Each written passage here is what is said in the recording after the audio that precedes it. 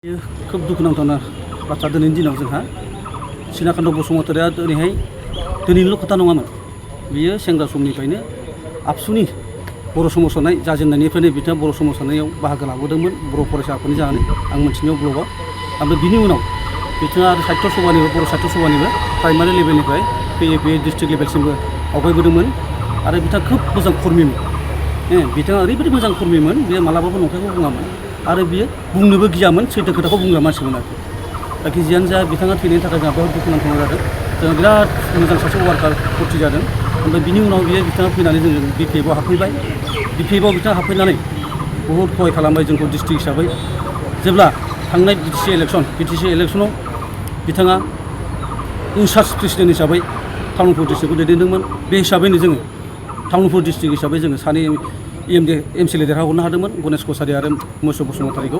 बेहाय बिथाङा एकदम थोजासे जोंखौ सहाय खालामदोंमोन, थै-थां खामानि मावदोंमोन। बे हिसाबै बेखिनिखौ खालामलांनो हादों। आरो थांनाय जिथु बिटिसि एसेम्बलि इलेक्सन, बे एसेम्बलि इलेक्सनाव बिथाङा एसे उसुबिदा जानानै बारा खामानि मावनो हायाखै। जियानो जाया बिथाङा सासे बिराद मोजां वार्कारमोन। बिथां थैनायाव जोंहा पार्टिनिबो बिराद खथि जादों। आरो नै बारा गोबाव जायाखै बिथांखौ जोङो सेन्ट्रेल सिलेक्सन बर्डआवबो जोङो जोंनि तामुलपुर डिस्ट्रिक्टनिफ्राय सासे मेम्बार हिसाबै दैथायहरदोंमोन आरो बिथाङा बे हिसाबै खामानिबो मावबाय थादोंमोन। दा जोंहाबो आरो सासे भर्ति जाबावबाय सिएसपि मेम्बार हिसाबैबो। बिथाङा मोजां खामानि मावलांगोनखौ जों आसा खालामदोंमोन आरो इयुनाव बिथाङा मोजां जायगा मोनहैगोन होननानै सोरगोआव जों आसा खालामदों। आरो बिथांनि जिथु थैनाय बेखौ जों गोबां दुखु मोनदों आरो न'खरनि जानानैबो जोङो न'खरखौबो जोङो बिराद माबा हरदों।